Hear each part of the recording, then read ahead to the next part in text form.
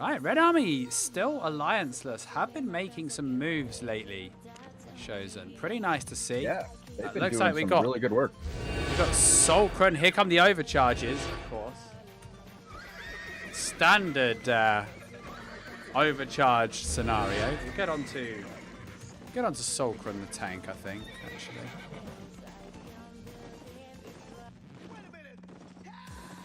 Bit of a better view there, and we'll see who they're going to be fighting from Albion Choppers. Remember, lower item power cap because this is a red zone GVG, so 4-2 on those relics, 6-1 on everything else. Still overcharging, though, for not a whole lot of bonus, really, but I guess it's all part of the fun. And Choppers have not overcharged. So interesting to see. We've got double halberd on both teams. We've got double healer on the Choppers. Madlena. We got double healer on both teams as well. So this one's going to be an absolute sustain fest of a brawl. Seraphimos goes in. Judy Boot's going to be used onto Sulkran. I need to turn the hit point bars on because I had them off earlier for a ZBZ. So now we can see the Red Army hit points. Don't worry. And Pomeka, he's in a bit of trouble in the back line. Oh, that Bloodletter execute. He needs to be careful. Wow. Madlena pops his reflect. Down comes the Holy Explosions, but Seraphimos, he could be in trouble. There's nothing right now. Garat using those smites. There's a big 5-man route into a tear apart. Sulkran has to pull back. The other guys are going in deep, though. Landlord needs to be careful. His Gigantify is about to end any second, and he can be taken down. Seraphimos is pulling back. The whole Albion Choppers team is looking for the reset. There's the Holy Explosions. So it looks like a one-hand nature Eye of Secrets and a Great Holy versus a Great Holy and is it the same? A one-hand nature and Eye of Secrets. So this is quite the mirror match. But Madalena from Choppers is going to draw first blood as Pomoka going to get executed. Landlord needs to be careful. He could be next in the pain train. He's going to go down. Both healers and the tank are still alive. Sulkran looks for the wind wall disengaged. Slaver has a halberd stuck to him, but Sulkran settles in with a nice snare charge there. First blood to the Choppers, though. Yeah, it hurts when you have double healers and your front line goes down. That's not supposed to happen like that. You're supposed to be able to heal that, guys. You got 2 of them. All right. Holy doing some damage. Good job. Good job. Yeah, nice to see the Smite in play. I mean, Protection of Nature is the more important W skill, so Smite definitely opens up some options DPS-wise in this fight. Sulkran up on the front line. And this is, by the way, this is Mace tank versus no tank. So they've actually got a Bloodletter instead. And honestly, in this kind of double healer matchup, I think I prefer the Bloodletter. Yes, the Purge, the Root, and the Silence are nice. But I think the Bloodletter just lets you capitalize on those kills before the healers can save.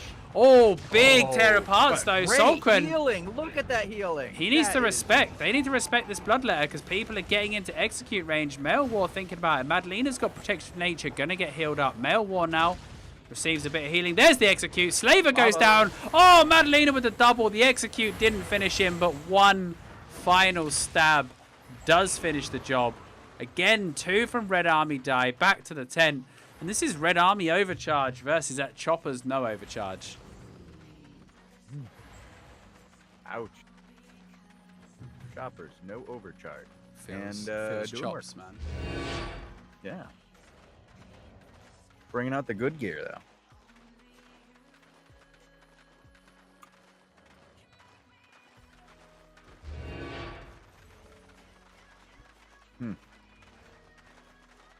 See what we got for item power here. I think it's pretty similar because of the hard cap, or the soft cap. Sorry. I don't think the overcharge is worth it, but it just looks cool, so why not? Seraphimos eating some early snipes. I love that. Look at that double duty setup, and Garat nearly dies instantly to that combo. They have got that down to a T, actually. Nicely done. Seraphimos is actually using that Hellion jacket with the lifesteal aura. Interesting to see that, but in a clumpy brawl like this, Pomaka executed again.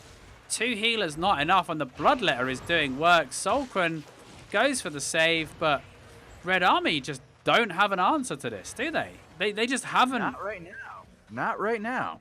the burst is so good. And the setup, this double Judy, double tear apart setup is so annoying because you get knocked up twice. And, you know, knock-ups are uncleansable. You can't cast any defensives. It's just such a pain, and they're really making it work here. Smite's coming out. Red Army shaken. And again, in these double healers, these double healer matchups, we see three caps just held onto so easily. Madalena actually sticking to Garat, the Holy, in the backline. Klezma, the nature of Albion choppers, did get in a bit of trouble there, but the Holy Explosions was fine. Down comes the Bridge Watch. Slaver going to use that one-hand Holy E to try and stabilize. Oh, Polaka again!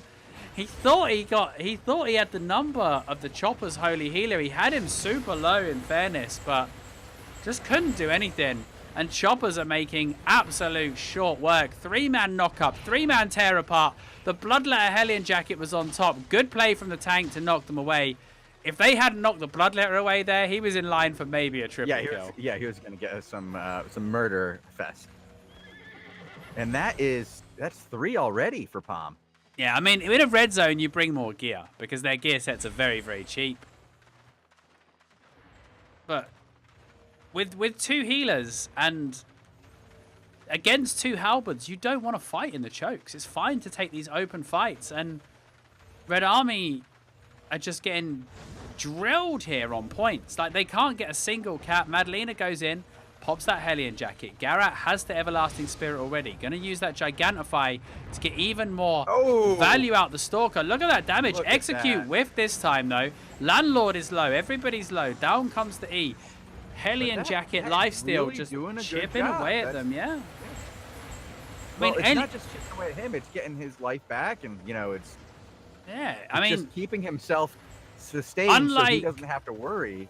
Unlike the Mert Jacket, there's not a maximum healing it can do either. So in a big brawl like this, it's going to be crazy. Red Army are pushing 5v5. They're not going for the cap. That could be the downfall here. Pomaka into the back line, sticking to the Nature Healer, gets the tear apart. Seraphimos having to pull back. Holy Explosion's going to be used by Albion Choppers. Smite's coming in from Garat. Big difference, actually. Only one team is using Smite, I believe. I think Albion Choppers are using a healing W. Oh, Seraphimos actually, he's got his lifesteal up.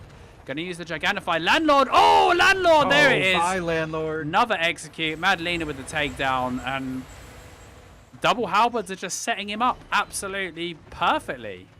And Saltcron, I think, wants to win wall everybody out. Going to try and get up there. Don't know if it's available just yet, but Red Army lose. Red Army lose in 39 seconds. They're defending as well, so they got to lift their gear. Job done. Pick their gear quick. Up and that was as quick as a no-show. That was absolutely decimated, brutal, savage, wrecked. Ouch.